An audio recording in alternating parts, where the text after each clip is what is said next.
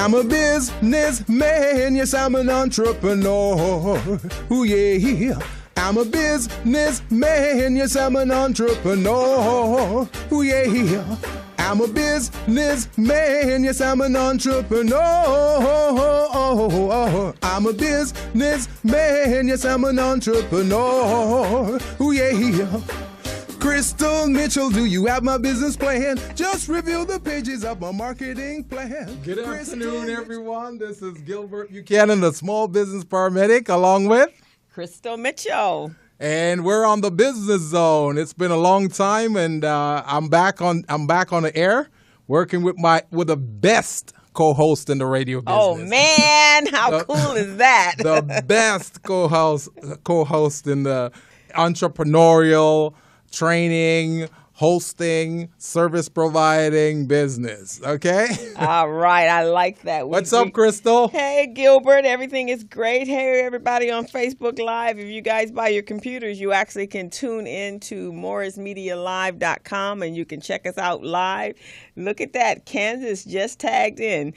Candace called us last week. So we got some fun stuff going on. We're going to do some high-tech stuff today. We have a guest that's calling in on Skype and coming from Silver Spur, Maryland. So we're going to taking our show up a notch. All right. Gilbert, so that's going to be a lot of fun. That's what we're talking about. And then we have, she's going to call in today, but we have a crowdfunding guru going to come talk to us, or going to call in and talk to us about how we can raise money for our business through crowdfunding, but how to do crowdfunding the right way. Yes, Candace, we're going high tech. So, hey, Candace. How you doing? She's on. She's right here on. Next week we're gonna have. There we go. We're gonna try to get both of us in the screen here, Gilbert and I, on Facebook Live. So we got a fun show. Wow, Gilbert, I've been at some meetings. You've been at some meetings. Oh, yeah. So why don't you catch us up, because you've been missing in action for the last couple of weeks. I've been all over the place. Why don't you tell our public where you been? Well, entrepreneurs, I've been all over the place taking care of business. We started our small business. It's called the Business Academy with the National Latina Business. By the way, this month is National Hispanic Heritage Month. And it ends on the 15th of October. So it's September 15th to October 15th. And we're having a great time reaching out to a lot of our Latino entrepreneurs. And in recognition of that, we started the National Latina Business Women Association of the Inland Empire's Business Management Academy. Wow, that's great. Yes, and we had class 2 this past Wednesday. We covered business infrastructure and best practice compliance. So that was wonderful. Oh, okay. Yeah, I saw all the pictures on Facebook. That's great. That's good. And I actually got us a guest. He does his name is Fernando, and he does the business plan writing course for in Spanish at Vermont Slauson. Really? Well, we need to bring him in and have a talk with him on the show. We're going to have him on the show. I went to a breakfast this morning. We have a new business in Los Angeles. It's called the Louisiana Kitchen. Mm-hmm. Right there, and I think he's been on POTUS's show. So we went over for breakfast this morning. Vermont Slauson had a networking. Was the food good? The food was good. Because I'm a big critic of Southern and Caribbean food. So if it's not flavorful, if it's not good, then it's not getting my vote. So. Okay, well, we'll have to let you go find out for yourself. But it was myself and Fernando from Vermont Slauson. So I didn't know he was over there doing that. So that was great. And guess who else was there? Who? Richard Parlay. Get out. Yeah. What was Richard Parlay doing over there? He was over there. So he's actually going to become a member of RBD. Very good. I like that. He's coming to the Recycling Black Dollars Mixer next week. So everybody, we are doing a tribute to the founder of Recycling Black Dollars. You guys know I'm the co-director of that organization. And so it's going to be an amazing breakfast mixer, which is Tuesday, October 11th at 8 a.m. to 10 a.m. at Denny's at 3740 Crenshaw Boulevard. And we're going to come out, and everyone's going to come out and talk about Muhammad and do a tribute to Muhammad and what he did when he started recycling black dollars. So Richard is going to come out. He's excited. Hey, Bobby, I know you're going to be there next week. So Richard was like, oh, wow. And I told him the story about Muhammad and how Muhammad was an interesting guy. His nonprofit, he wasn't about being the director or the executive director or the CEO or the founder of Recycling Black Dollars. He was Recycling Black Dollars. That's what he did. So he's all about providing services, resources to the community. And that's what he was. So many people have an amazing stories that they and interactions and relationships that they had with Muhammad. So that was what we're going to do on next week. And by the way, I want to put a shout out to my Latino entrepreneurs. This is Hispanic Heritage Month. Call in the show so we can talk about a lot of what Crystal just mentioned about recycling dollars in the community, whether it's black community, Latino community. Let's talk about it.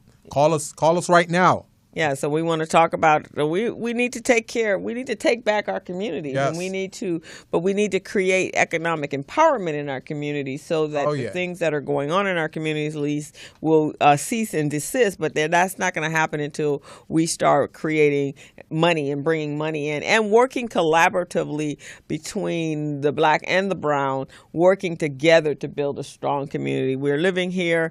We have our children in schools here. We need to make sure that we have a showing and that we have great businesses and businesses that can service everyone in our community. Well, you know what's amazing, Crystal? What? We're talking about all these different groups, the different minority and small groups. But think about this for a second. Latinos in California occupy about 39% of the population, right? Yes. And blacks occupy 12%. Mm-hmm. You put those two numbers together, we're at 51%. I know. That means we are the majority. Yeah, that does mean that, doesn't it? So if we put our resources, if we pool our resources together and try to work together and use this as a position of strength, yes. Imagine how far and how powerful we can be. Oh, we'd be really, really powerful. This is tremendous. That's why there's always that break to keep that from happening. But as the show is going to be about today, it's going to be about money, money, money. Where is the money, and how do we use the money? Because really, what it comes down to is the color of green. That's right. And that's the only color that matters. That is the only color that matters, and so that's what we need us all to be positioning ourselves so our businesses are making money, the color of green, and that we're prosperous and we're creating legacies in our community. We're being able to make demands and keep our politicians accountable, and have great schools for our children, and we can leave our businesses and we don't have to work so hard in our businesses just trying to scrape it together. So that's what we're talking about today. And I just want to keep emphasizing this, Crystal, that we could talk about making money and we can do a lot of different things, but if we don't know how to manage our own money, then someone else is going to manage it for us. So very true. He who knows how to count his own money gets to keep it. Yeah, there you go. If you don't know how to count your own money, believe me, the IRS will be counting it for you. Mm-hmm. Your CPA, your accountant, and all those people who have no good intentions for your business, they'll be counting it for you, and they'll be taking their share. So small businesses, entrepreneurs, I want you to learn how to count your money, and that's what we do. Crystal runs a workshop on bookkeeping and payroll and accounting. So those are things that I really, really want all of you to tap into here. Tap into our resources so we can help you to count your money.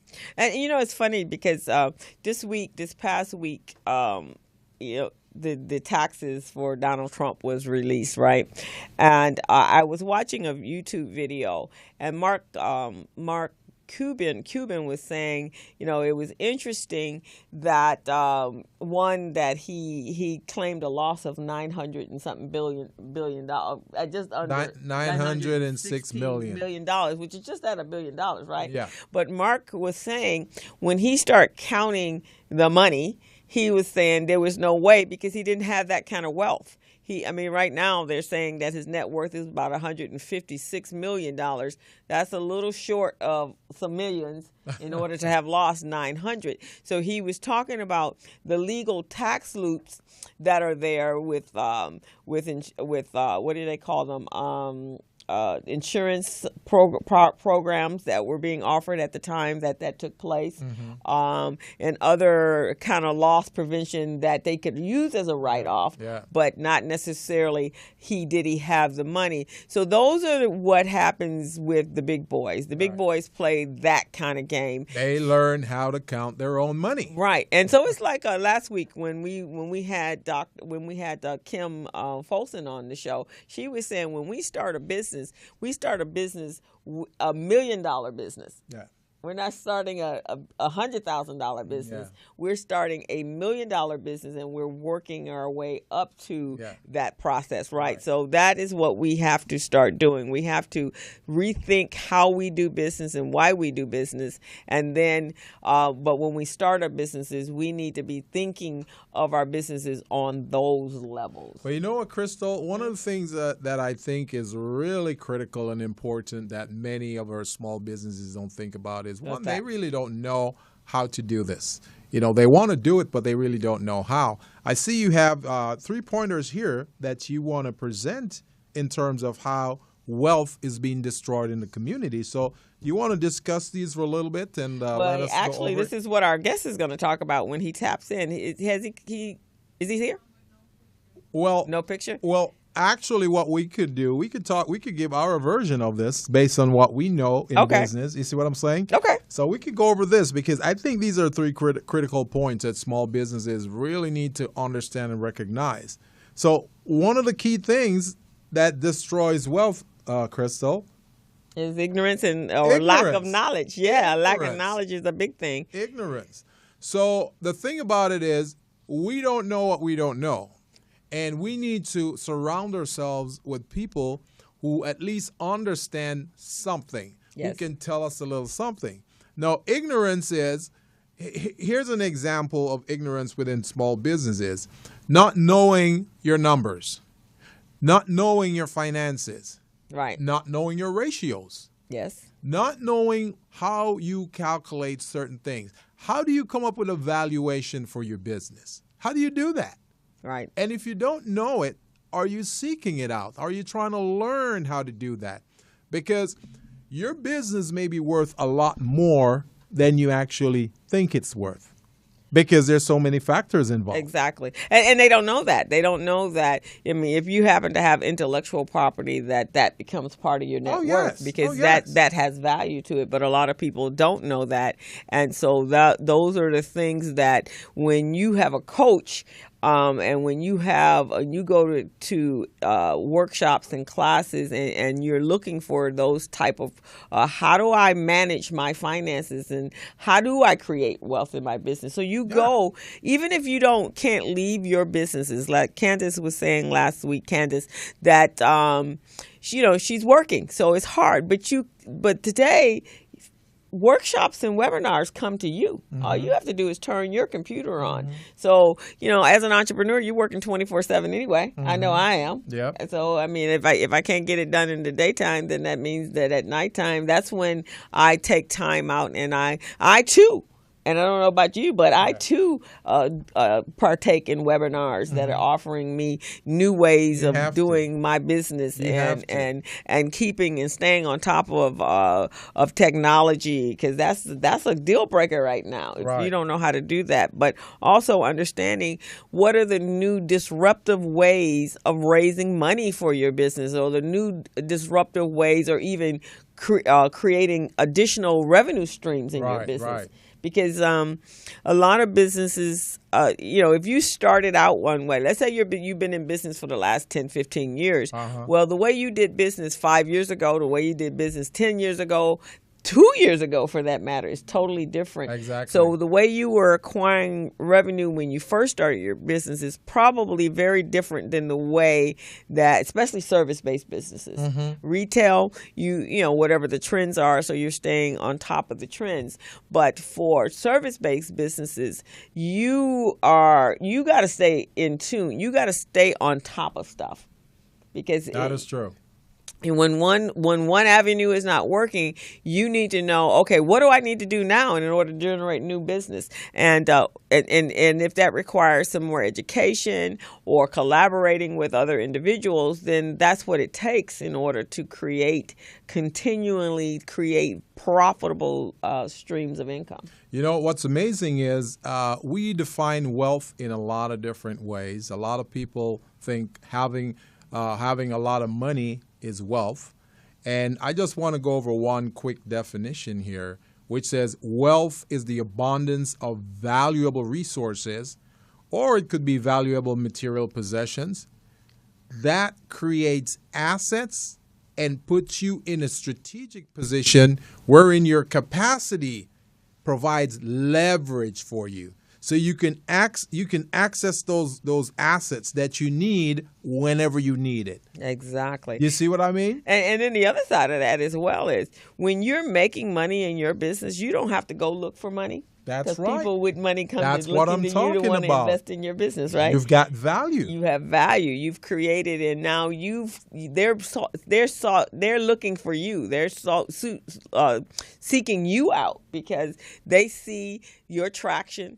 They see that you're making a stamp or disruptive type of movement in the business world, and they want to be a part of that. So they come looking for you as opposed to you begging for them to come to you. So this morning we were having that conversation when I was at the networking breakfast that I attended, and they were saying we have to reposition our small businesses, or our underserved businesses have to reposition ourselves. So the banks are coming to us saying, hey, we want to give you some money. That's right. Right. And that's exactly how we should do that. Yeah. See, for too long now, we've been going and knocking on people's door and say, hey, can you let us in? Mm-hmm. We want to start building that house that they come knocking on our doors going, can we come in? Right. Can we come in? And then we make that decision who we want to let in. Exactly. Because you might not want to do business with them. That's what I'm talking about. But you don't want to be in a position where you have to do business with them. That's what I'm talking about. So if we build our capacity and we build our base, that puts us on the track leading towards wealth, then when we get to that position wherein we now solidify, which takes us to our next point in how we have a negative perception of how wealth is supposed to be. We're talking now about abundance of collaboration. Yes. You see what I'm saying? Lack of collaboration affects our ability to generate wealth. It really does, because if you're working together, and I mean, an example of that is Gilbert and I. We have a collaboration. We work in a couple arenas now that we have the BusinessZone. But prior to that, we work a contract out at Mount Sac. I'm sure there's some other things. We're working with Small Biz Pro together. I also have he collaborates with other entities in the industry, out here in the business world. Yeah. Hispanic chambers of commerce. He collaborates with them. I collaborate with Los Angeles Urban League, Recycling Black Dollars, my business. I'm always adding collaborative partners to the picture, because here's the thing. My whole concept of premise for collaboration is that you can make a bigger impact. Oh, yes. It's hard to make an impact when it's just you. You feel hopeless and frustrated after a while you're trying to chase down every different angle. But if you bring on collaborative partners, you work your area, they work their area, and you're working together. Yes. So much easier. And while you're collaborating, you're building your capacity. That means now, if you had $1 million of bonding or $1 million of insurance, and you collaborate with someone else with another $1 million, now that puts you up $2 million right there. So those are the types of things I want you small businesses to think about. And if you don't know how to do it, you reach out to us. Reach out to Crystal. Right. Reach out to myself. Our number here in the studio is 323 323-293-3375. That's 323-293-3375. And remember, we're on the Business Zone. That's what we do. The Business Zone. That means you're in a zone where we're going to teach you about business principles, practice, and strategies that will help you small businesses elevate your game, elevate your capacity. That's what we're all about. Exactly. And then we're bringing in our cohorts that they can also share their wisdom and tips of business, because they've been in the business arena. Pretty much everyone that we've brought on the show have been in the business more, 15, 20, 30 years in their capacities doing what they do. So this is a wonderful opportunity for those businesses. And I hear it. We hear you. We hear you. Like, you don't have all the components, right? You know what you do. You're in business because of whatever it is you do, but there are so many other components to it. So, and the third part, Crystal, the third part of what destroys wealth that we want to touch on is the fact that many businesses are impatient. Yes, they are. They are impatient. They want it now. So therefore, because they really want it now, they don't spend the time in building their foundation. They don't build that infrastructure that's required. Right. Now, I have this formula that says preparation plus opportunity equals success.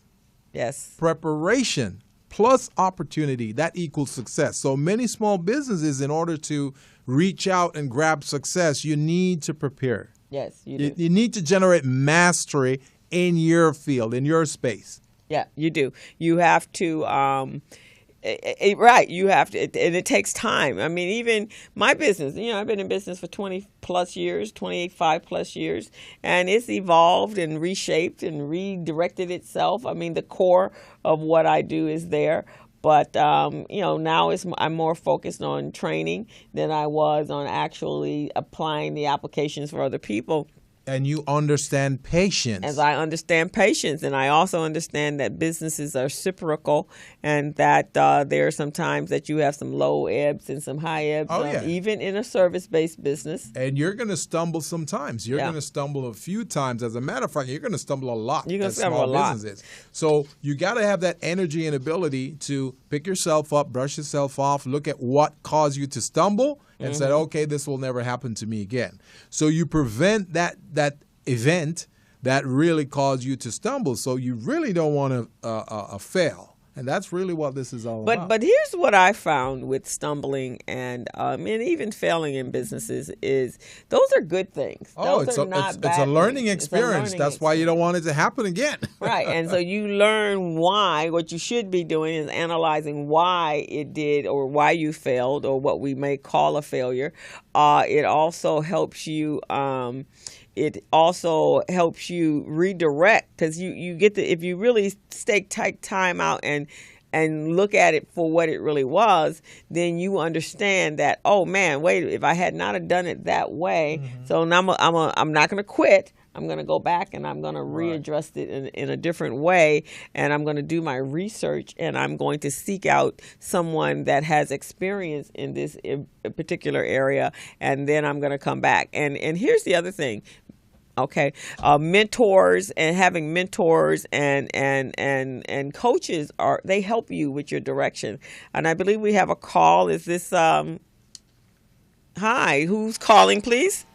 Hey, this is Dr. Wright. I'm just on hold. Oh, hi, Dr. Wright. We are just working out all of the the preliminaries on setting up the show for you. And do we have our other caller? Did he come in? Hello, Dr. Wright. How are you today? I am great. Thank you so much for having me. And thank you for being on our show. This is wonderful. Thank you, Dr. Wright. So we're going to just do a little switch up for a minute. Since Dr. Wright's on the call, we're going to introduce her. Dr. Wright is an expert in crowdfunding. So as we know, all our businesses need an infusion of cash. And so she's going to help us work out what that really looks like. So let me tell you a little bit about her. Dr. Wright is an award-winning entertainment industry veteran who delivers in the areas of television, film production, marketing, corporate branding, business development, project management, international business. The Right Place TV show is the 14th season is in its 14th season with over 345 shows on air. Currently, the Right Place TV show is seen on Dish and on demand network to 60 million homes nationwide. And Dr. Wright is an international speaker and business creator who is the pioneer for exceptional 21st century business opportunities. And she also is a crowdfunding specialist, which she's going to talk to us about today. And I guess you got a lot of stuff going on, huh? And a lot of stuff, so we want to get into that. And then our other caller, he's Skyping in as well. So we were going to bring him in, and his name is Dwayne Ellis, and he is the founder and managing partner of the Wealth Syndicate, and he's coming out of Silver Springs, Maryland. And Dwayne is a 15-year financial services veteran and has represented individuals, professionals, and business owners. Okay, Dwayne, are you here? Hello? Hello, Dwayne. Are you on the line? Okay, well, we'll wait until you get patched in. So, and Dwayne, on business owners on their banking and financial planning needs, Dwayne has become a trusted advisor and built a solid foundation of clients through his financial advisory services. Let's see what he's done. He has managed over $50 million in accounts over his career, and his areas of expertise is financial planning, investments, retirement planning, and advisory services. And he specializes in applying his expertise and market knowledge to individuals and businesses that consistently exceed the investment goals of their clients. So that's Dwayne. Those are our two guests today. So we're gonna start with Dr. Wright. So Dr. Wright, tell us a little bit about yourself, other than what I read about, and also we're going to talk about crowdfunding and how do we use that and get the most out of it, I guess. Well, I love crowdfunding because it changes so much. It has changed so much over the last 5 years, and it's because it's growing through people. It's backed by people. And so the changes that are being made are very, very helpful in terms of flattening the playing field for Dr. Wright, sorry to interrupt you, but before you move forward, can you tell us the definition of crowdfunding? What is crowdfunding? Oh, very good. That is exactly where I should start. So crowdfunding is using a website to share your project to as many people as possible to get it funded. So with crowdfunding, we're talking about money. So we're not talking about in-kind donations or anything like that. Now, there are actually 7 different kinds of crowdfunding. So let me take a moment to distinguish this, which will dispel a lot of the confusion that people have about crowdfunding, because you hear all these different rules, and it seems like this is legal, but that's not legal, but how is he doing this? And, it's just very, very confusing. So the most popular in the common, to the common person, to the average person, is called reward-based crowdfunding. Mm-hmm. That is your Indiegogo, that is your Kickstarter, that is your GoFundMe. Mm-hmm. You give someone some money, and they're going to give you something. They're going to give you their book or their T-shirt or their purse or their whatever it is they're making. Right. And it sort of works like a pre-sale. Okay. In some cases, as a donation. There's charity crowdfunding where you're giving to a donation. You get the write-off. Americans get the write-off. Canadians don't. Other countries, I don't know. But you are definitely, you're giving to the Red Cross, or you're giving to some real nonprofit. So that's charity crowdfunding. Then we have what we call equity crowdfunding. That's where you can sell shares of your company. And you can raise up to $1 million every single year by offering shares of your company. You do have to file a lot of paperwork, but it's not the same as the paperwork it would take you to go public and put your shares on the stock exchange. So you can raise money that way. very, very big in real estate. Mm-hmm. And that's where all of the really, really big money is. There's what we call subscription-based crowdfunding. Okay. And that works a lot like the old-time pledge-a-thons. So remember back in the day when we were little and we watched TV and they would be raising money for something, maybe it'd be Jerry Lewis, and he'd be turning over the numbers, and people would pledge to pay every month a certain amount of money. Right. That's what subscription or royalty-based crowdfunding is like. So you would say, I'm going to give you $25 a month for the next year. And so that works very, very well in entertainment. And YouTube even has a form of it called fan funding. Can that work? Can that work in business, Dr. Wright? Can the subscription base work in business? It depends on the business. It depends on the business. If the business model can fit, see, your business model has to fit one of these in order for the crowdfunding to work with you, and you have nailed it on the head. That's exactly the challenge that people are having when they're failing. They're trying to fit the wrong business model to their particular project. So subscription-based crowdfunding can work. It works very well in the entertainment area because there's always new content coming out, and they'll always have some more stuff for you. So we have subscription-based crowdfunding. Then we also have a type of crowdfunding called SAFE, where people can be investors and yet not be shareholders. So that's brand new. That just kind of came out. What is it called, Dr. Wright? It's called SAFE, S-A-F-E. And I'm just going to go over it briefly here. So please, no one on this, show think that I gave you the in-depth anything. I'm giving you the top crust because, we have limited time. I can't take up all of your time. So SAFE, you can be an investor and yet not a shareholder. You would have a convertible note that would convert, at some time later with some terms and all this. Then there is also what we call crowd granting, where the city of Detroit has partnered with the local people that they could crowdfund to fix the street or school or something. And they would partner it with a grant that's already been written for. And if the people raise half the money, they'll go ahead and fund the rest. Oh, is that new as well? That is brand new. Wow. Brand spanking new. And the state of Massachusetts, just in the last few months, the entire state has that program going. So, you can do that there. And those are the only two places that I know of at this time that have that set in place. There are other cities and, people talking about it, but it's not quite happening yet. Now, Dr. Wright, are these different methods of crowdfunding on your website also? They're not different.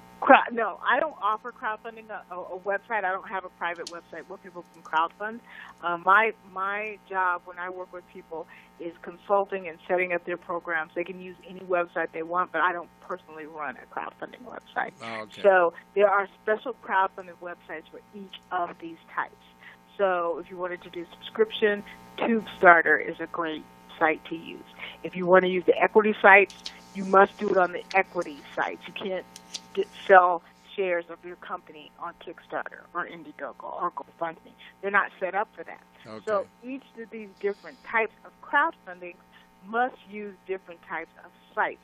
So now you can see why people are so confused. I'm never surprised that people are confused. There's so much out there that's hard to take all that in when all the experts ever say is crowdfunding. We never distinguish what we're talking about. Oh, okay. What was the seventh one? The seventh? Let's see. We did crowd granting, charity crowdfunding, reward-based crowdfunding. We did crowd equity. We did subscription-based and SAFE. Okay, there's one that I'm missing. I've got reward-based, charity, equity, subscription, and SAFE crowdfunding. Which one did I miss? SAFE, equity. Let me see. Maybe I misspoke.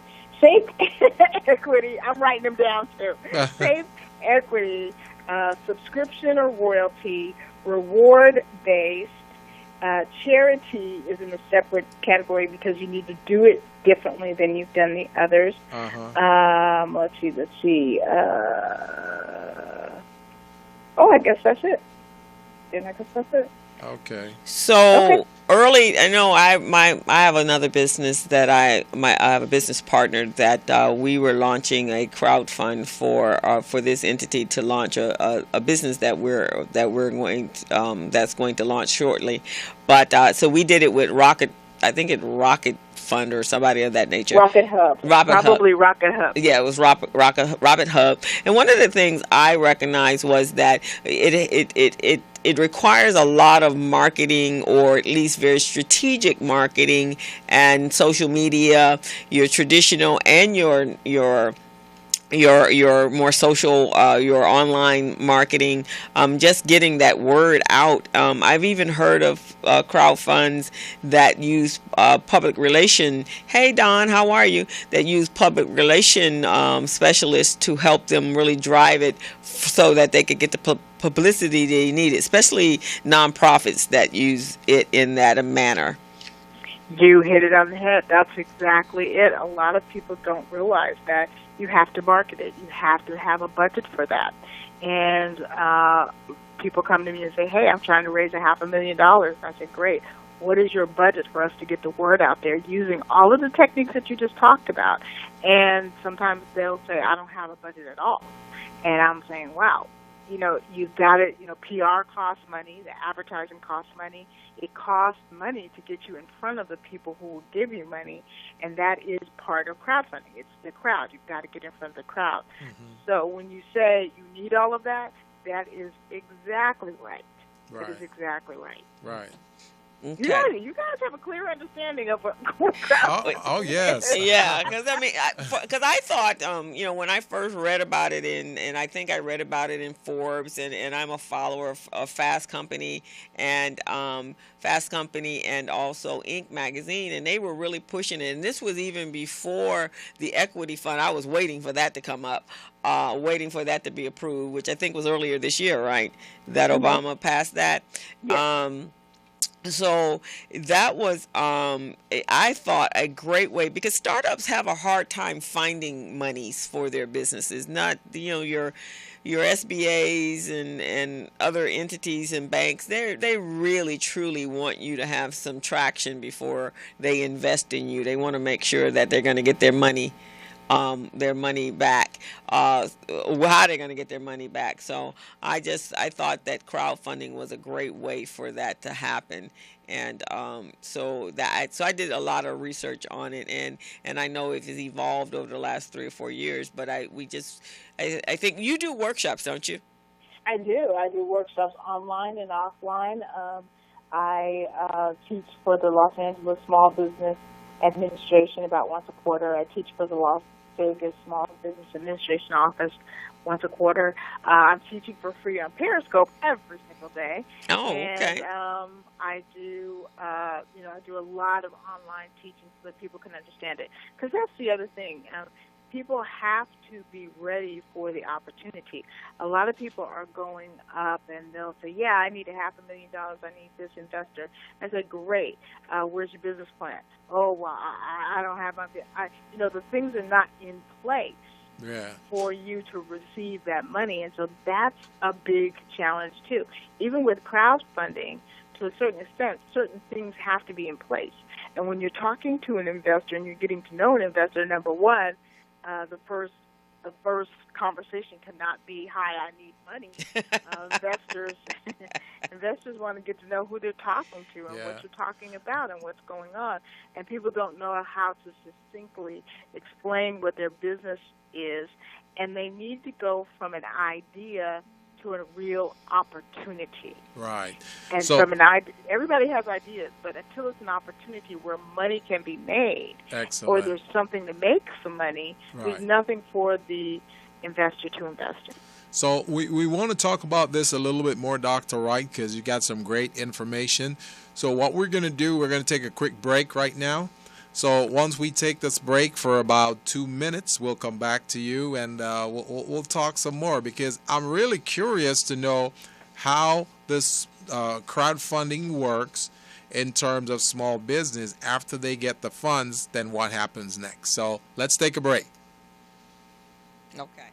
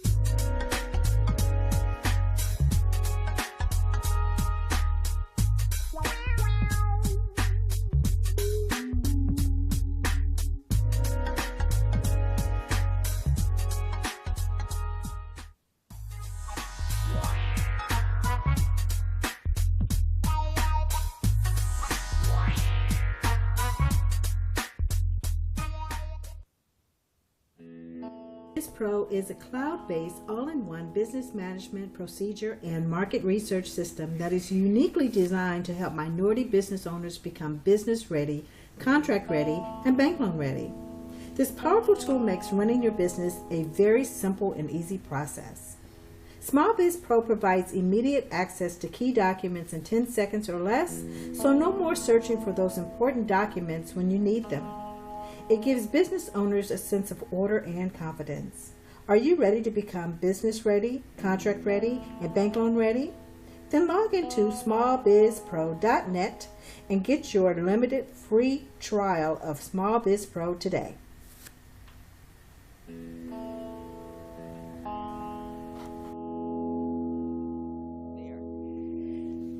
So we're back on the Business Zone. This is Gilbert Buchanan, the small business paramedic, along with Crystal Mitchell. And we've got Dr. Wright on the line. She's talking to us a little bit about crowdfunding, which is pretty interesting. And we're learning a lot about crowdfunding ourselves here from the good doctor. So one of the questions that was put out there just before we go into the break for Dr. Wright is, after a small business obtain the crowdfunding they need, what happens next? Are they obligated to pay it back? What do they need to do, Dr. Wright? Well, it depends on what kind of crowdfunding they're doing. There are such things as crowdfunded loans. And so many times it depends on which type of crowdfunding they've picked out. But usually they have to deliver. If it's a reward-based crowdfunding, they have to deliver on whatever it is. So if it's a book, they have about 60 days to deliver that book to each person that's paid for it. If it is raising money for shares of the company, then they just will show that these people have invested in the company, give them the proper paperwork, and then they can go ahead and use the money for whatever it was designated for inside the business. Now, do they have to register anywhere when they're involved in crowdfunding? If you are crowdfunding and you're selling shares of your company, yes, you have to use special crowdfunding websites. They help you file the paperwork. The paperwork is not free. This is not something you can do if you don't have $40,000, $50,000, $60,000 sitting around. There's a lot of things that have to be filed. Wow, that's amazing.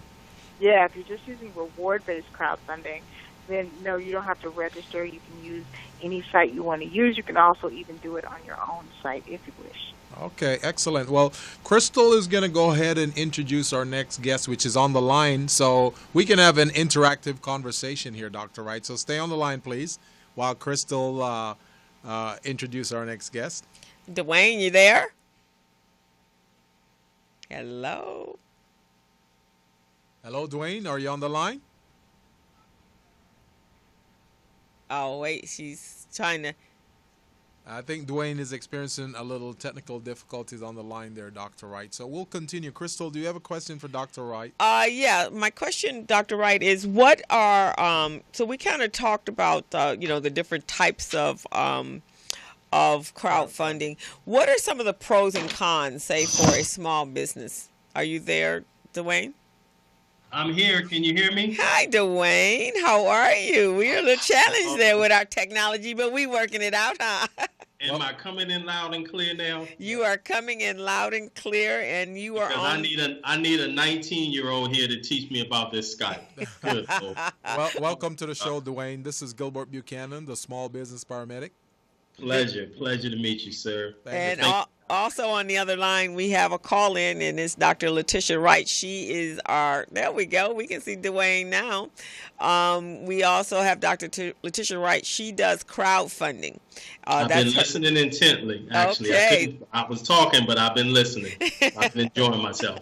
Excellent. Go ahead, Miss Felicia. All right, cool. So Dr. Wright, you're about to respond to a question that Crystal had. You want to continue, please? Sure. The pros and cons are crowdfunding can give you an infusion of cash. Crowdfunding can bring in investors who not only have money but advice and connections.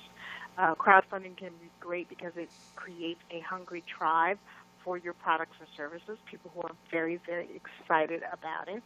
Crowdfunding can be great. Anybody can do it. The cons are crowdfunding is not something that you can look at the outside and just say, oh, I'm going to do that and throw up and do it. It's not something that you throw up over the weekend. But the con is that you need a plan. The con is many times if you're raising lots and lots of money, you need a budget. Mm-hmm. And so we have this little chicken and egg thing. I don't have any money. How can you have to raise money if you don't have any money? Right. We have that going on. So that's the big challenge in working with clients. I don't work on commission. I don't raise money and then take mine out of your raise. I don't do any of that. All of my work is done up front, so I get paid up front. So a lot of people are saying, oh, I got to crowdfund just to afford you to crowdfund. Right. So there's a little bit of a chicken and egg going on with that. But, again, when it comes to your business, there has to be an investment. A business is not a job. A business is not I work and then I get paid. A business is you must invest in this business, and then it will bring you clients and dividends out of that investment. Okay. And so once people understand that, if you're expecting your business to give you money when you haven't put anything in, you haven't paid for any marketing, you haven't paid for any advertising, you haven't gotten the word out there, nobody even knows you're in business except you and your family, Right. You have a hard time making money. Right, exactly. So actually that first raise, then if that's going to be your friends and family, then you could raise the monies that you needed in order to have a successful crowdfund, which is going to raise you a much larger amount of money than you would if you were just going to try to scrape it together from friends and family and your credit cards and all that lovely stuff, right? Exactly. And the thing is that you can go and create real lending documents. You don't have to just say, hey, Uncle so-and-so, give me some money. You can create a lending document which shows how and when you're going to pay it back, and that gives them more security. And everything is understood when it's in writing, and nobody has, bad feelings. Okay, sounds great. We pretty much encourage that type of activity and behavior among our small business too. So that's great to know. We're speaking with Dr. Letitia Wright, and she's a crowdfunding expert, and she's telling us a little bit about how small businesses can tap into that resource as an alternative resource in order to generate money and funds for their small business. We also have Mr. Dwayne Ellis on the other line, a very good friend of Crystal's. And Crystal is going to go ahead and ask him a few questions that he might want to tie into crowdfunding and wealth and see how that might work for small businesses. Crystal? Okay. Dwayne. So Dwayne and I met out, we were at the Power Networking Conference. So everyone that knows me know that when I came back, I was just so jazzed about that event. It was with Dr. George Frazier. It's an annual event that takes place for 16 years, actually. This year, in 2017, they will be celebrating their 16th year, and the Power Network is celebrating its 30th year in business. And if you've had an opportunity to meet Dr. George Frazier, I know you probably would be as enthusiastic as I was when I returned from that conference. And in fact, I'm already signed up for next year. For 2017, it's going to be in July, and Dr. Frazier was here a couple of days ago, last week actually, and so I gave my deposit, so I'm ready for next year, and we got some exciting things. So I met Dwayne in one of the workshops, and we got to talking about wealth and creation and creating economic empowerment, but across the country, not just in Los Angeles. We wanted to be able to talk about it in a bigger scope, on a national scope and a global scope. So he and I saw that there was some synergy for what we were doing. So we're trying to, for the Business Zone, we want it to be a show that is not just here in the West Coast. We want the show to be popular across the country. And so Dwayne and I are going to work together and with Business Zone, myself and Gilbert, and see how we can make that happen. Excellent. So Dwayne, tell us a little bit about your history. I read your bio. Yeah, and I think you did an excellent job of setting up how we met and the synergy. And I bring you greetings from the East Coast, thank here in you. Washington, D.C. and Silver Spring, Maryland. And I think wealth is a East Coast and West Coast situation. So I'm glad to be a part of your platform. Excellent. My background, I've been in business and financial services for 15 years, 10 years as a financial planner. And am I coming through clearly? I'm a little... Yes, you're very fine. clear, very You're doing technology really well, sir. Okay, good. Finally. So I've been in the business for 15 years. I've seen wealth. I've seen how it works. And there's a lot of misnomers about it and how it works and what it actually is. And I'm looking forward to getting deeper into that. But again, 15 years as a financial in the financial services realm and 10 years as a financial planner.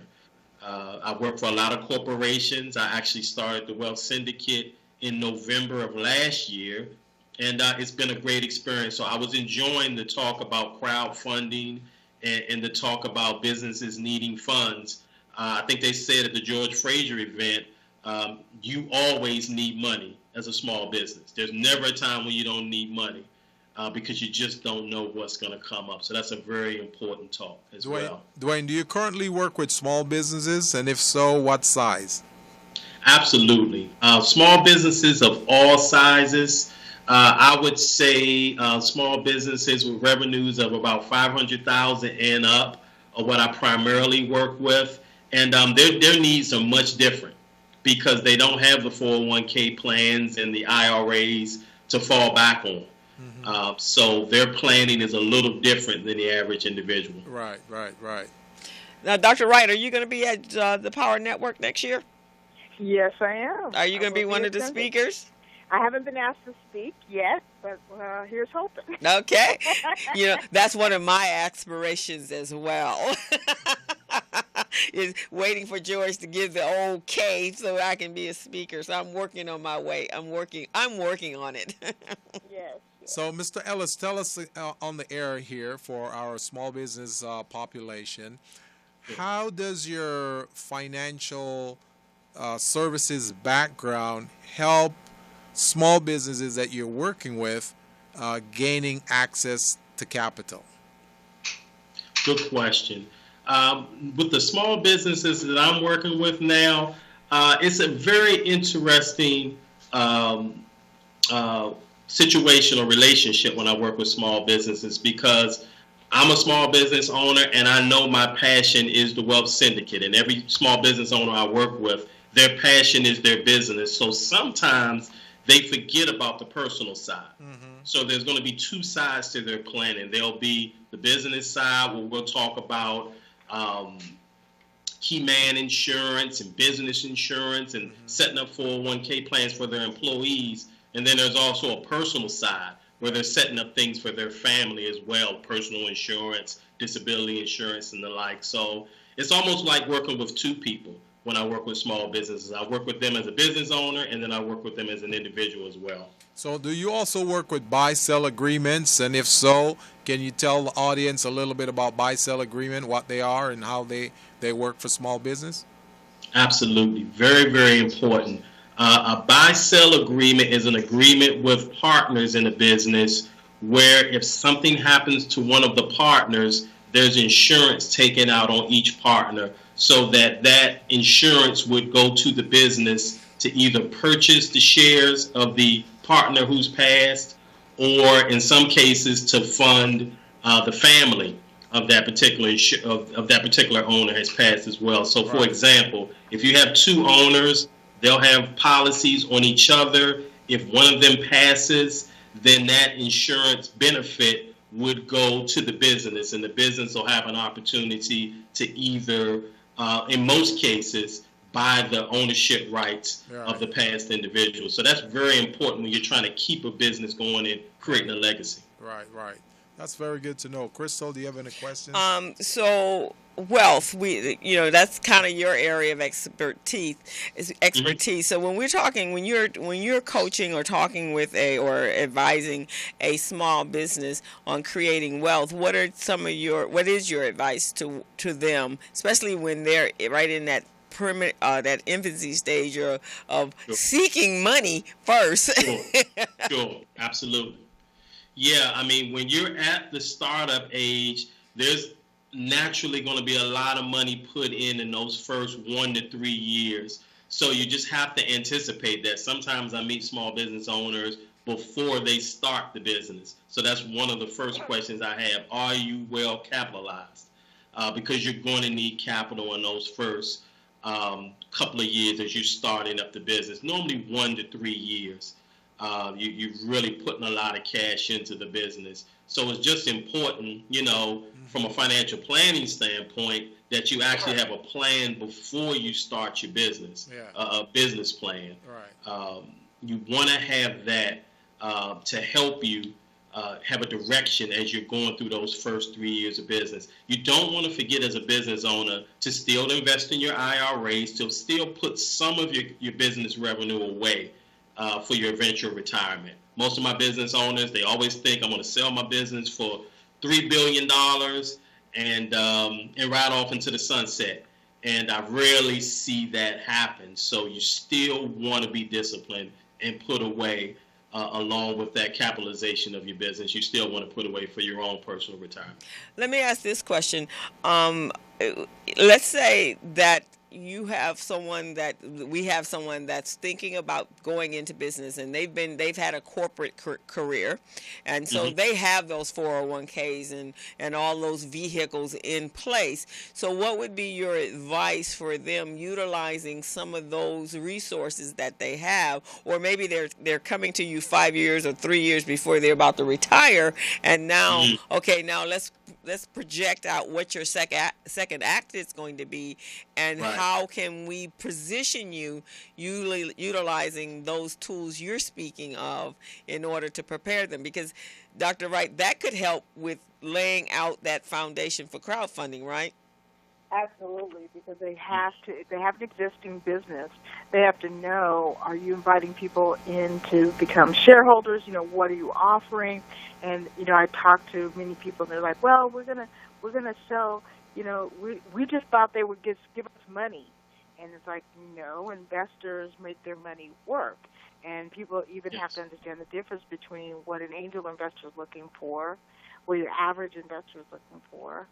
And many times the deals are too small for an angel investor. They're looking for $10 million investments and up.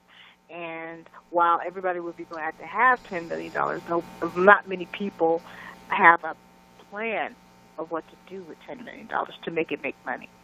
So then, Dwayne, on the other side of that, on that wealth creation, if you've set up that platform, then at least you have some assets, right? So how could they utilize to be able to pair both of those together?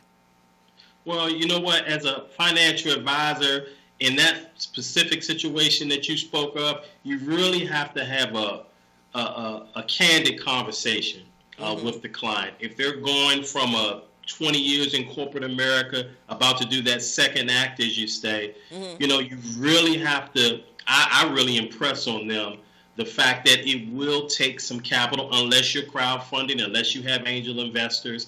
It's going to take some capital to get your business started. So, you know, you have to have candid conversations up front. If you use funds that are qualified or an IRAs as a tax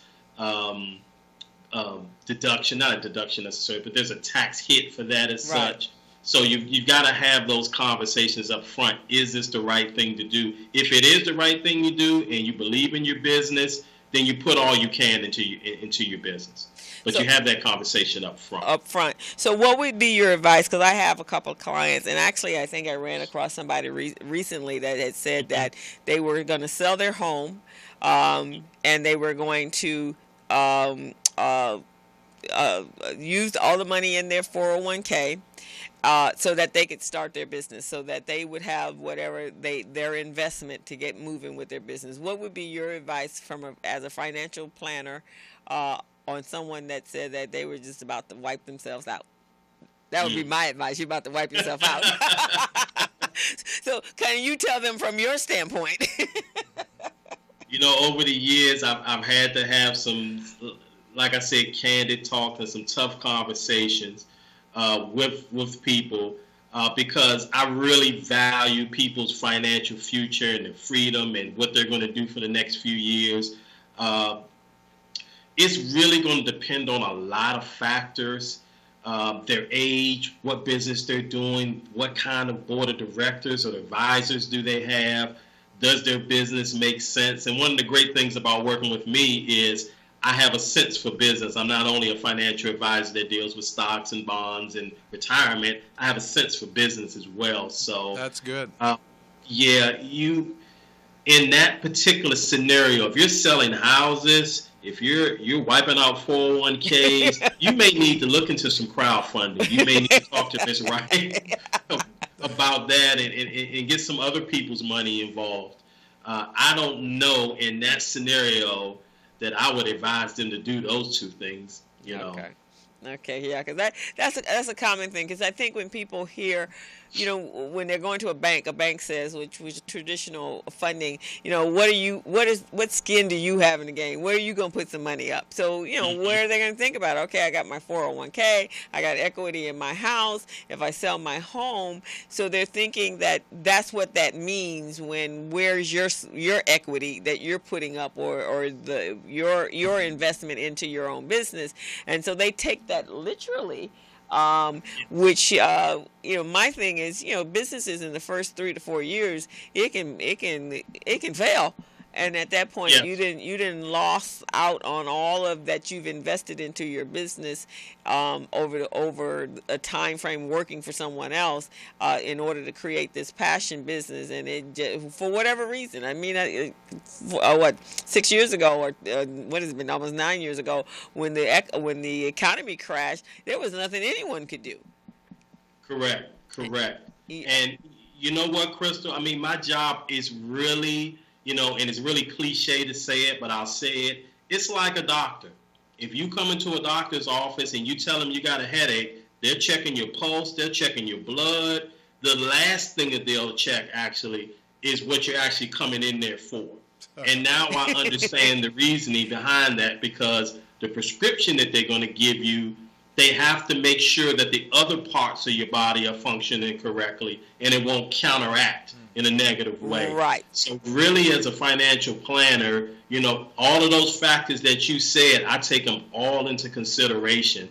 And, if it's a great plan and they've got passion for it and it makes sense, then I'll say one thing. But if it doesn't, I don't want to have that conversation 3 years later and that business fails. Right, exactly. And they're trying to Just don't want to have that. Scrape themselves back up together, and now they've lost their business, and on top of lost their portfolio, their asset portfolio at the same time, and they're starting from scratch. Alicia, hi Alicia. Yes, thank you. Alicia says it's a great show, and wow, so much knowledge is being shared. Excellent. So thank you guys for tuning in. So Dr. Wright, in addition to what Dwayne was saying, businesses are like a holistic kind of project, right? So there's different components to it. So you not only are just a crowdfunding specialist, you also do branding and marketing, and you have a television show. So does your television show also focus on small businesses or businesses in particular, any particular business? Yeah, Right Place TV has been on since 2000, and I've always focused on entrepreneurs. I love entrepreneurs. We love our corporate brothers and sisters because they give us sponsorship, but I really dig talking to entrepreneurs, finding out what makes them tick and what makes them want to do what they do at an excellent level. And so I enjoy that. Crowdfunding is sort of a newer specialty that I've picked up. And so just in this new 2016-2017 season have I actually been helping people promote their projects on the show and talk about it. It is very, very interesting how the topics change, but I love talking to entrepreneurs about how to grow their business and bringing in some success strategies. And so that's, what I look forward to. Oh, okay. Yeah, and it takes all of that. So your show giving them an opportunity to brand themselves and actually get exposure, which if they were running a crowdfund would be excellent, as well as the BusinessZone if you actually had a crowdfund, because it's about gathering that crowd out to get them excited and interested in what you're doing interested enough and connected enough where they're going to actually go into their pocket and release their funds from their pocket to put in your pocket. So that requires some courtship, man. Right. You know, for you to be able to do that. Dwayne, can you tell us, because you know, and Dr. Wright, you can interject in this as well. So we know our communities are in a situation where, because we are where we are without economic empowerment, or the economics are so low that we found ourselves in a position of no power. How can what does that mean when we talk about wealth and creating wealth in our community that can change the current positions that we're in? All right, I'll take the first shot at that. Okay. And one thing that I did send in a couple of notes earlier, a couple of hours ago, We got that. and it's something that I really want to stress to everyone that's listening. Wealth is not money. I know that's going to be a shock for a lot of people. It might throw you off a little bit, but wealth is not money. Wealth is not cars. The key characteristics of wealth is that wealth produces after itself. So wealth is something that creates more wealth. Wealth is something that produces after itself.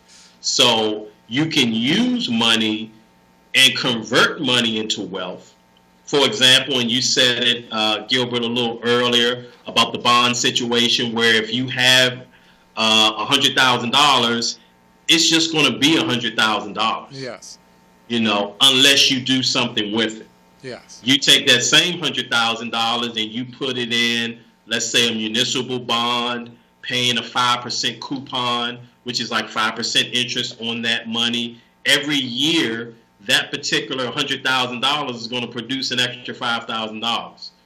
So, you know, we've got to kind of change the paradigm, change your mindset when you're thinking about wealth and what it is and what it isn't. Now, Dwayne, how Yes. do you see your organization working with someone like Dr. Wright on collaborating both of these topics we're talking about today, wealth and crowdfunding? How do you see that happening? I think it's a great synergy. It's almost like that doctor analogy that I mentioned earlier. Normally one doctor comes in the office and then the other doctor comes in the office. I've actually had a chance to work with a couple of venture capitalists and angel investors as well. So normally I would be the first doctor to take the pulse. Yes. And take the blood pressure. Yes. And put that little stethoscope on their chest. Mm-hmm. And kind of check out their vitals first. Yeah. Because again, if you're talking about investors and you're borrowing money from other people, they're going to want a return on their investment. Right. That's so true. if your body or your business is not equipped, you know, to take the money and make a return out of it, you know, you're not equipped for that new money. So probably the first visit will be to me to check out all the vitals of the person in the business, and then the second appointment would be with Ms. Wright. Now, what are 3 things that you would say destroy wealth based on your experience? Right. Yeah. The first thing is ignorance, not really understanding in the context that we're talking today, not understanding your business, not understanding your industry, not understanding the market that you're in, not understanding. That ignorance of what you're doing is really the first thing that destroys wealth. So in the scenario that you talked about, Crystal, you know, if you sell your house, you're selling, you know, all your 401k, you're cashing that in, and you don't understand the business you're going into, you've just destroyed some wealth. Wow. You know, and then in the second thing that comes to mind is just lack of collaboration. You know, wealth creation is not golf. Right. It's more like football. It's more like basketball in terms of you have teammates. If you don't have a CPA, if you don't have a financial advisor like myself, if you don't have an insurance person, if you don't have crowdfunding or credit person, if you don't have them on your team, you're missing out on opportunities, and likely you're going to get yourself in some kind of trouble down the road. So lack of collaboration definitely destroys wealth. You cannot do these things on your own. Right. So those are the two things that come to mind right off in terms of what destroys wealth. Okay, sounds pretty good.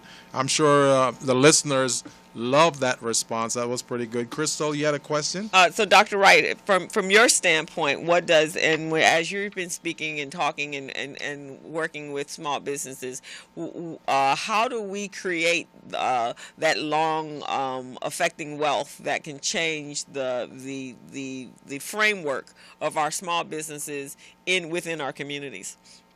Well, I totally agree that we should not be putting everything at risk. Real estate and all of our 401ks, everything doesn't have to go up at risk in order for you to move forward in your own business. Mm-hmm. In order for us to have wealth, we do have to have some things to pass on. Mm-hmm. So I saw a T-shirt once somebody wore, and he said, no more crowdfunding, buy insurance. And I think I saw that too. Yeah. And I feel strongly exactly that way. Instead of just doing things willy-nilly, let's put some things in place. You know, do you have insurance? Are your other things in place before you're going to go put things at risk? Do you have things ready to pass down? Are you creating investments? Mm-hmm. Are you creating investments for your children? My niece and nephew, my sister had her children kind of late. They're only 3 or 4.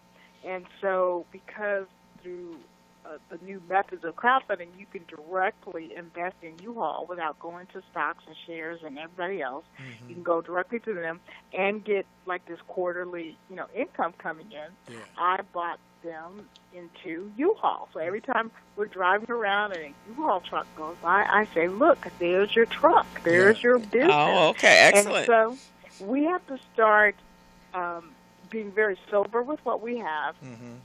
But we also have to start educating our children and getting them in there. My parents, unfortunately, have passed on.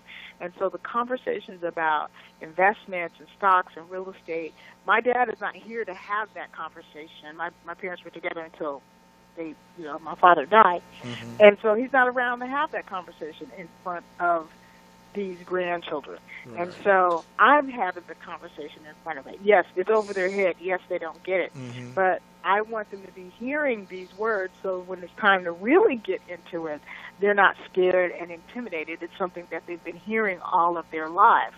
And so I think the biggest mistake that we make is, number one, we're not even planning on leaving anything. Mm-hmm. People don't know the difference between new money and old money. Mm-hmm. You know what the difference between old money and new money is? Yeah, Crystal, you've talked about it before. Yeah, I do. Trust funds. It's not just that. It's 4 generations of money. That means old money. Right, old money. So if you could go 4 generations deep of your family having money, you are now old money. And what African Americans keep doing, because we don't listen, to the advice from people like the Wealth Syndicate, and we don't talk, we don't sit down and talk to anybody like them that can really break it down to us. Mm-hmm. We start new money over and over and over again. And what it has gotten us to is the first generation of African American children that are not doing better than parents. We're gonna talk about getting you in one of our workshops, Dr. Wright, so you can talk a little bit. You too, Dwayne. That'd be awesome. If you're in the area, it will be really nice because you guys have some great points and information and resources. And can I add one other thing there to chime in on what Ms. Wright said? And it's Dr. Wright. I'm sorry. Dr. Wright. I'm sorry, Doctor. Put that in there. I'm sorry. I just had to. I worked hard for that. Yeah, Dr. Wright. I know you did. Yes, ma'am. I got to see Dr. Klein. But you know what? When you're talking about wealth, and I put this analogy in the notes, is wealth the apple or is wealth the apple seed? And that's again a paradigm shift. That's, again, a thought pattern that African Americans, have to think about. Mm-hmm. The wealth is the seed. Right. The wealth is not the apple. Right. Because in the seed will give you a tree, and that tree will give you hundreds of apples. Right. Generations ahead. Yes. But what do you do with the seed? It takes time. You have to till the soil. You have to water it. Yeah. See, wealth takes time. Yeah. And Dr. Wright was exactly right. Old money takes time. Yes. It takes time to get old money and good decisions. And so, if you're going to create wealth, you've really got to change the whole way that you think about money and think about wealth. That's the point I wanted to chime in.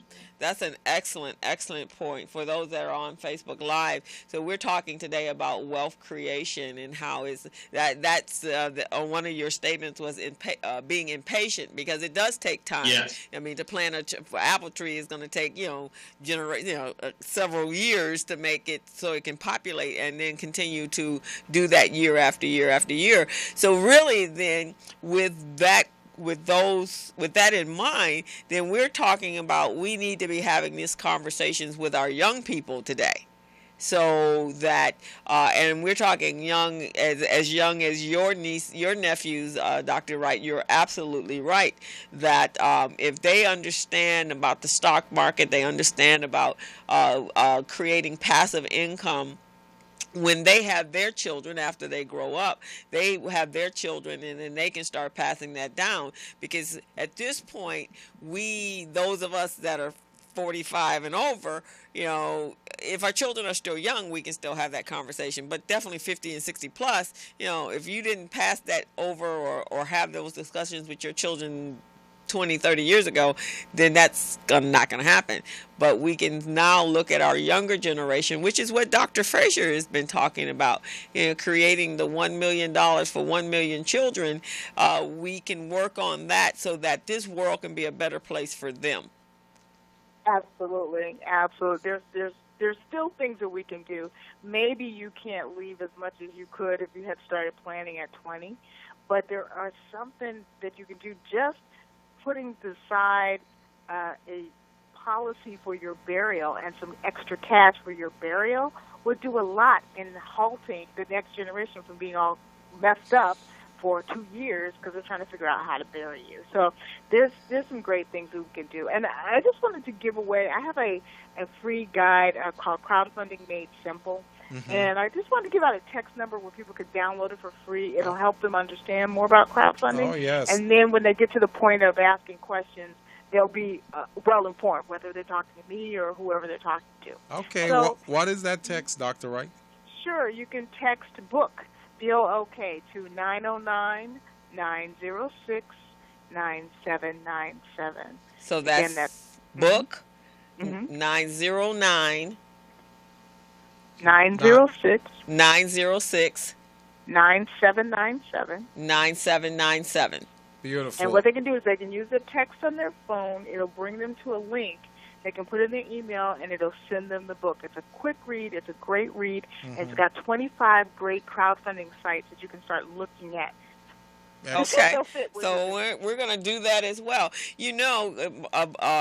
Gilbert just said something that how we could all work together. So Gilbert, we're right now. He's in Maryland. Yeah. Dr. Wright is down in the Riverside area, and we're here up in Los Angeles. That's how we can have that happen, right? Because I think definitely. For our community, we have workshops on business plan writing. We don't have a lot on marketing, but the areas and booking, we focus on the same areas. I think we need to start having collaborative workshops or webinars on these subjects, because I think in other communities and other ethnicities, this is something that is ingrained in their souls. We need to ingrain this in, and a lot of times and that's the really reason why the Business Zone was created, was because we don't operate with knowledge. That's true. Absolutely. You can do better if you know better, right? Mm-hmm. Absolutely. No question. You can't do better without knowing better. That's right. From my standpoint. Yeah. And I really salute Crystal and Gilbert and your platform and getting this conversation started. And we absolutely can collaborate on the East Coast or the West Coast or the Midwest if we have to meet in the middle. Yes. But we can certainly start this ball rolling, because it's a conversation that needs to be had. That sounds very good. And since we have 14,000 strong out there entrepreneurs that tap into our program on a regular basis, this would be fertile soil for that. So We really appreciate this. This is great. We've got about 4 minutes left. So, do you have any questions? Yes, Dr. Wright. So when you have your workshops, how can they, our audience, our listening audience, tap into your workshops, register for your workshops, and is there a cost involved? Yeah, it just depends on where the workshops are. Mm-hmm. When they sign up and get the download, they'll be on the list and they'll be alerted as to all of the new workshops. Many times the small business administration workshops are free, which is really fabulous. They have great workshops, and so I love being part of that team. We pay taxes for that, so get in there, and I take a small business administration class just because I know I paid taxes.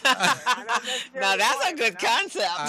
I love the tax piece right there, because a lot of people don't realize that by paying our taxes, we're helping others. Some people think we can just skate and not pay taxes. So that's Yep, I pay taxes. So that's how I feel like I get my money's worth. It's going to under a class, an expert class. I'm feeling good about that. That's good. So, Mr. Ellis, what type of workshops you've got going on, and where and when?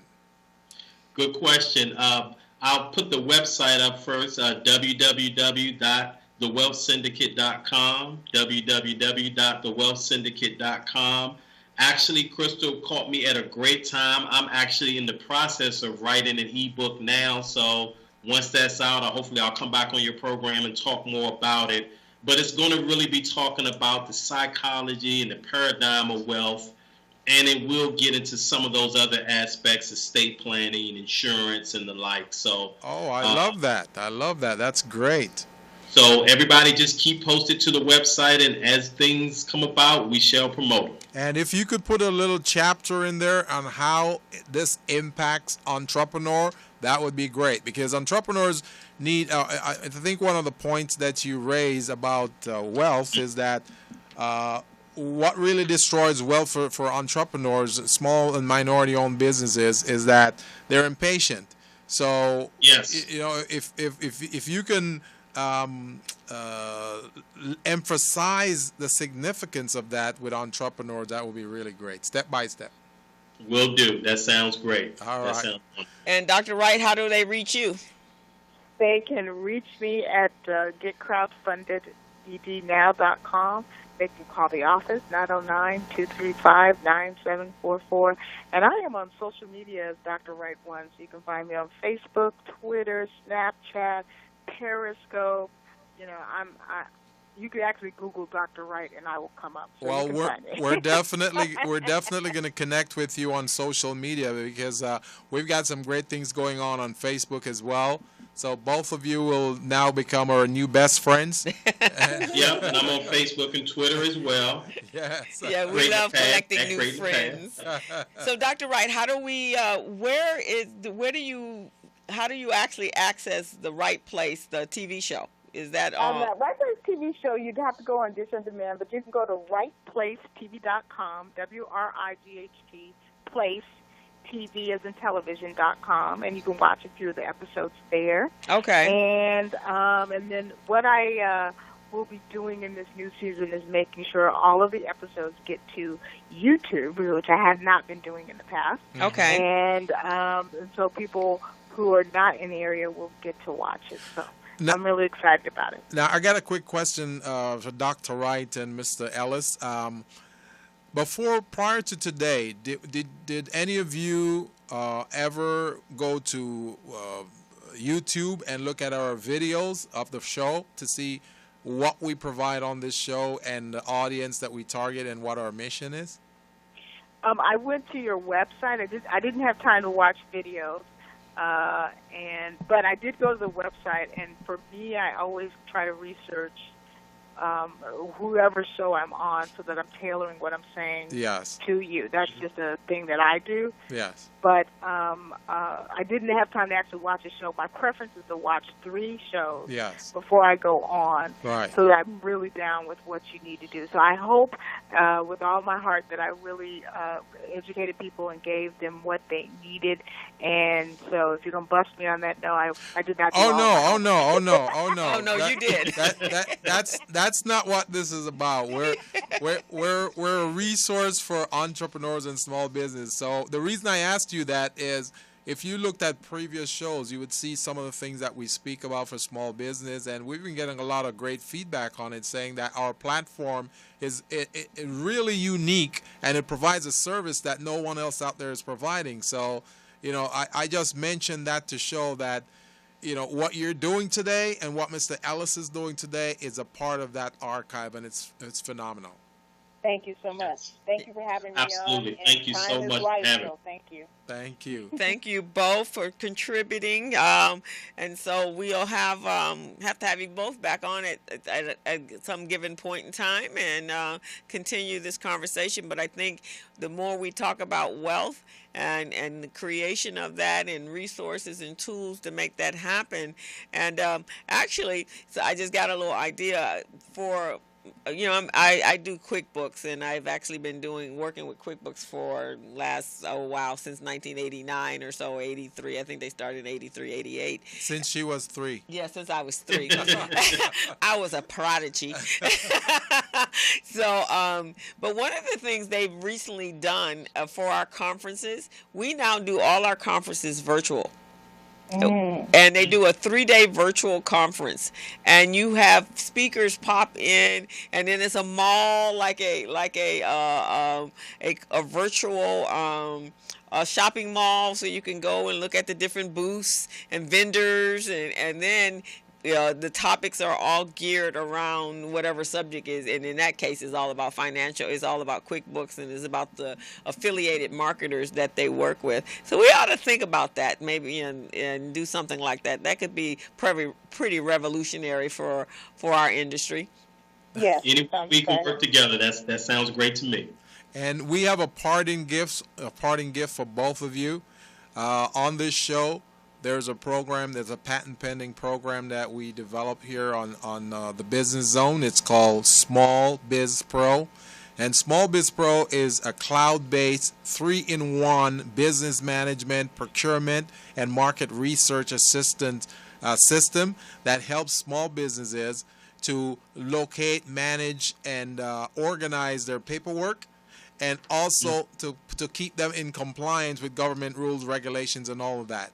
It also helps them to become business ready, contract ready, and bank loan ready. So we're going to provide you guys access. We're going to give you a lifetime subscription membership to that.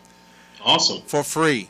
Because what we want you to do is to use this tool and see the significance of it, how it will help you to be a better business owner, and also you can spread the word and share it with other entrepreneurs. That is awesome. Thank you. That's awesome. Thank you very much. So the address, the website address is www.smallbizpro.net. That's small, SMALL, biz, BIZ, pro, PRO.net.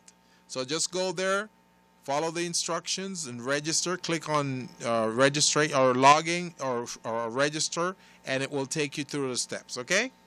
Okay. Awesome. Thank you very much. Compliance is always big with me. The SEC and FINRA are always listening. Oh, yeah. And also, it's a great tool, one, for maintaining, for your clients to maintain their records and reports and things that you need in order to do a better job. And the same thing for you, Dr. Wright, when they're building a campaign, a crowdfunding campaign, to be able to have all their source documents in one location.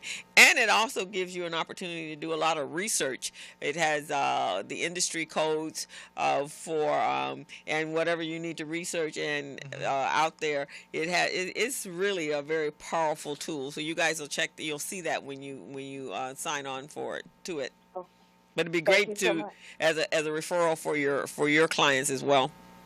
Awesome. Excellent. Well, thank you all for being on the show. Thank you so much. Thank you, Dwayne. Okay. All right. Bye. Thank you, Dr. Wright. Appreciate you, Thank you, Wright. Gilbert. Thank you, sir. Appreciate it. Thank you. So we just had a wonderful interview there with our guests. This is great. Yeah, they weren't even here. So those on Facebook Live, you'll have to check out the show on when we put it up on YouTube in an hour or so that you can see all and hear all the great information that was going on You probably have all checked out because you didn't hear us talking, but that's the idea. Go to morrismedialive.com and you can watch the show streaming live. Thank you. She's just came back and said thank you. You can see us live. You can see the show and the guests that are on the show.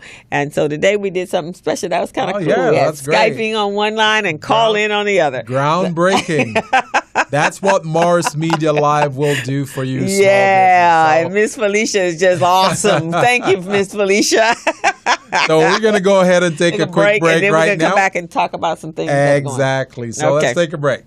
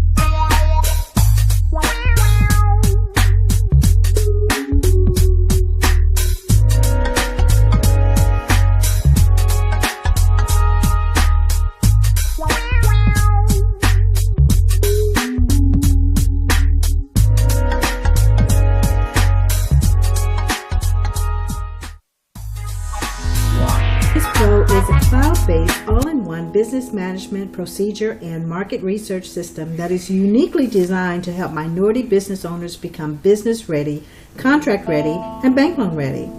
This powerful tool makes running your business a very simple and easy process. Small Biz Pro provides immediate access to key documents in 10 seconds or less, so no more searching for those important documents when you need them. It gives business owners a sense of order and confidence. Are you ready to become business ready, contract ready, and bank loan ready? Then log into smallbizpro.net and get your limited free trial of Small Biz Pro today.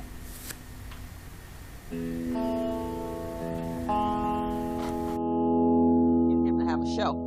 That Here, would be great. have a podcast. Welcome back to the Business Zone. This is Gilbert Buchanan, the small business paramedic, along with Crystal Mitchell. And this has been a wonderful show. We had two guests call in and Skyped in, and we were talking about wealth and crowdfunding, and this is phenomenal, Crystal. It was, because these are the conversations that we need to have. What is going on out there in our industry that we can change how we do business, and that we can join and be a disruptive business. And that's what we're going to do. We're going to control this market. We're going to control the industry. Yeah, we may not have the financial resources, but by pooling our resources and collaborate, we will be a powerful force. So that's the direction I want small businesses to take. Yes, we have to think bigger. Like Kim said last week, when we are starting businesses, and I'm going to start, in fact, for Sunday, I'm doing a webinar on, it's not just about the idea, it's about making the ideas happen. So we're going to, I'm doing a 3-part complimentary web series, and it's going to just be sitting there talking about what is it that you want to do, and how can we just put some rocket lifts on it and make it bigger, and creating $1 million businesses. That's what I'm talking about. That's what we're going to do. And so this is more of an inspirational type workshop. So if you guys are interested, it's on Eventbrite, and it's called Launch Your Dreams Now. You can find it there. You can also text me at 323-447-7272, 523-447-7272, and I can send you over the link. It is Sunday afternoon. And it's for an hour. It's 3 o'clock to 4 o'clock, and it's web based, and we're just going to have a conversation on helping you take your business to that next level. So even if you're in business, also being able to see how you can take your business from where it is to that next level, or talk about some things that you hadn't even thought about that was out there for you. Exactly. And that's really what we want to push. We're going to be pushing that type of thing because we want to take a totally different direction with small businesses. We don't want to do status quo. We don't want to do the way things have been done. We cannot afford to do status quo anymore. And it doesn't work for us. Right. And there's no money in it. I mean, we're all suffering from just making just enough. And here's the thing. When you guys are making money, then you're investing in coaches like ourselves and Dr. Wright and financial advisors and creating that wealth. And this is the only way it happens. There is no shortcut to it. Exactly. And there is no way not to spend money. You have to spend money to make money. Yes. So the opportunities, they're there. You need to take advantage of them. So I'm going to talk about a few of those, Gilbert. Yes. I am going to be speaking. Last week, I met some amazing women. I am going to be sitting on a panel speaking. Actually, I'm going to be doing a workshop on networking and how to create fantastic relationships out of your networking experiences. So, this conference it's called the Bella Network, and it is a beautiful synergy. It's a women's business conference, and it is for those women who are in business. It is for those women that are thinking about going into business. There's those corporate women who are looking at their second act. We kind of talked about that a little while ago. It's going to be October 20th to the 23rd. You are going to receive such amazing information with a tribe of very successful women. I'm one of them, and we're going to coach you. We're going to coach you in our areas of expertise. So there's 20 women. There's 20 of us are going to be there, and we're all coaches, and there is no overlap, which is absolutely amazing that there's no overlap. And so I went to my second meeting with them last night, and I would have thought I've known these ladies for the last 20 years. That is what the synergy was, and just sitting, planning, and talking. So over the next few days, you're going to see some Facebook Live videos from all of us, encouraging you to go and buy your ticket and register for the event, because it's going to be pretty darn awesome. And I think we're looking at creating some scholarships for some individuals that would really benefit for it. But we need everybody to be there, and this is a women's conference. The next thing going on is we need to talk about how do we raise capital for our small startup businesses. So there is a series of roundtable events going on. It's called Harness the Voice of Black Businesses to Drive Change and Increase Opportunities. The next meeting is going to be in Carson at 801 Carson Boulevard, and it is October 12th. From 9 o'clock in the morning to 11 o'clock. It is important. We need to hear your voice to help shape a new initiative to increase access to capital and economic opportunity, wealth, and jobs in our community. So we need 300 voices by the end of October, and we need 700 voices by February of 2017. So give me a call so I can give you the information and send you the flyer so that you can be there and tell everyone that you know that is concerned about our community and how we change the paradigm in our community and how we find capital. Next thing we got going on, we are having another podcast workshop here at Morris Media Studios. All right. Felicia was such a hit that is backed by popular demand. So she didn't even know that. You did good, girl. In Jamaica, we say, it tastes so nice, we got to play it twice. So there you go, guys. So Felicia is going to host this workshop. She's going to teach you guys everything you need to know about how to host a podcast. So tell us about that, Felicia. Well, I have chosen the dates for this month, which will be October 25th and 27th. That's a Tuesday from 9 to 11. Okay. And it's an introduction to podcasting because a lot of people don't know what podcasting is and how it works and how it can benefit their business or cause.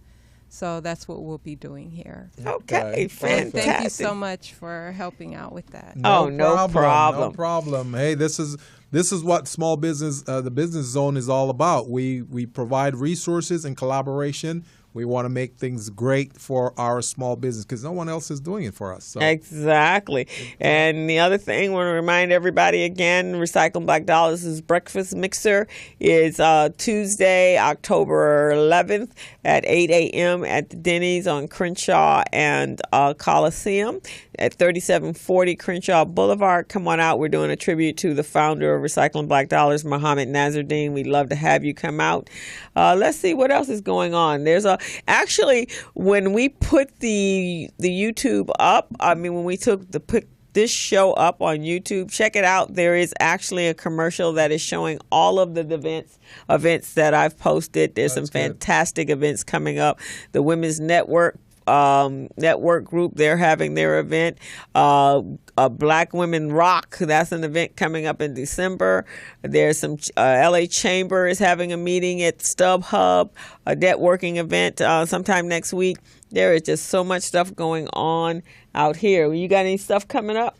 Well, yes, I do have my Business Management Academy coming up in the Inland Empire. To be accurate, it's going to be in Ontario, over at the Neighborhood Partnership Housing Services, and that's over in Philadelphia Street, in Ontario.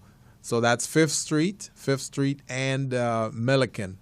This is week 3. This is going to be week 3 of our 8-week class, and it's been phenomenal. We got about 25 people that signed up. Most of them are women-owned businesses.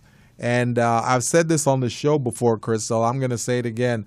I love working with women-owned businesses.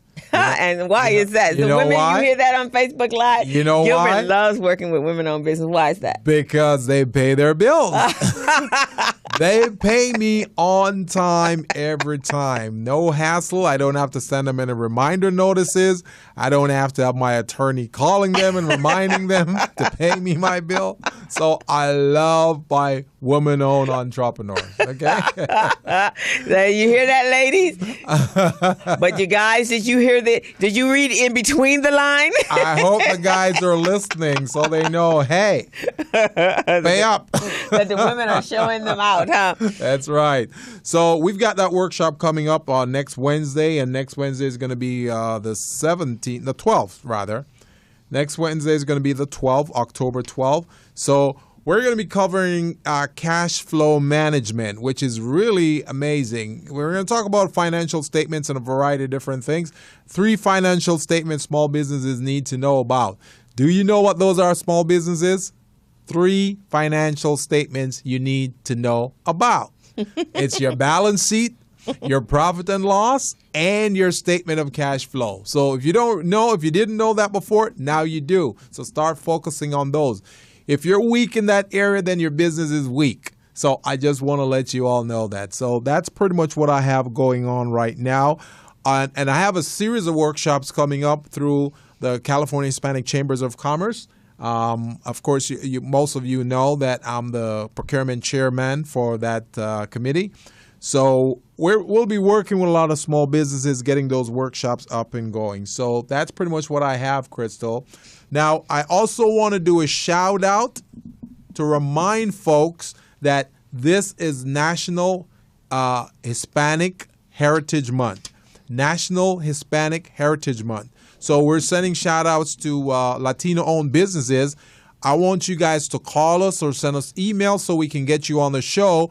We want to interview you so you can tell your story, so your customers will know about you as well and will be more inclined to do business with you. I got quite a few. If you go to our Facebook page, the Business Zone, you will see a lot of Facebook caption on some of our successful Latina businesses that we've been working with. One of them is Marisol Foods, and they're in the Inland Empire. Phenomenal mother and daughter team. They've done a great job. They're from El Salvador, and they've done a wonderful job. They're making millions of dollars right now. Lily Rocha from Sabor Latino. She also has a great marketing business, very successful, does a lot of small business expos and events for small businesses. Mama Cheesecake, Marian Lopez. I really, really love your cheesecakes, your gluten-free cheesecakes. So keep up the good work in celebration of National Hispanic Heritage Month. So I want to talk about that. That's it. Okay, so that's really cool. Everyone, next week we have the Taste of Soul, which they're going to have one of the largest festivals on the streets of Crenshaw. So come on out I think it starts next Saturday. All day is a great. They've had close to 250,000 people out there in the past. So that's something coming up. Again, as Gilbert said, there's a lot of workshops going on. If you're interested in the webinar that I'm doing on Sunday, please reach out and to me. Go to right now, everybody on Facebook, you go to Business Zone with Crystal and Gilbert on our YouTube channel and subscribe to follow us. Also go to our Facebook page, the Business Zone with Crystal and Gilbert. And our Twitter page is the same. And we even have an Instagram and all. We just completely socially connected. All over social media. We're all over social media. We're socially conscious. We're socially conscious. So we want you guys to connect with us so you'll know what's going on. We'll put our flyers and stuff up on our Facebook page so that you can stay connected.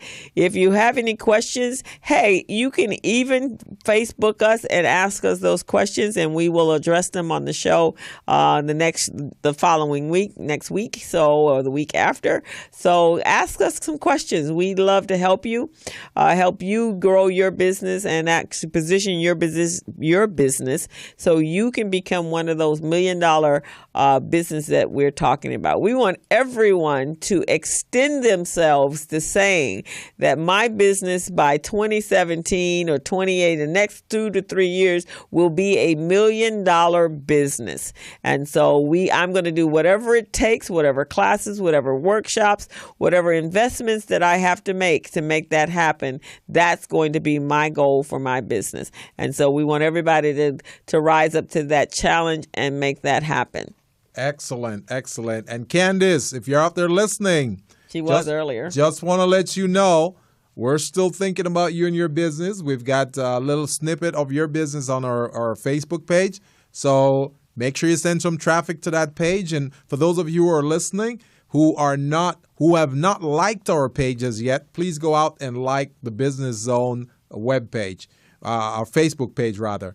We're doing some great work here for small business, and Crystal and I, we're going to continue to do that.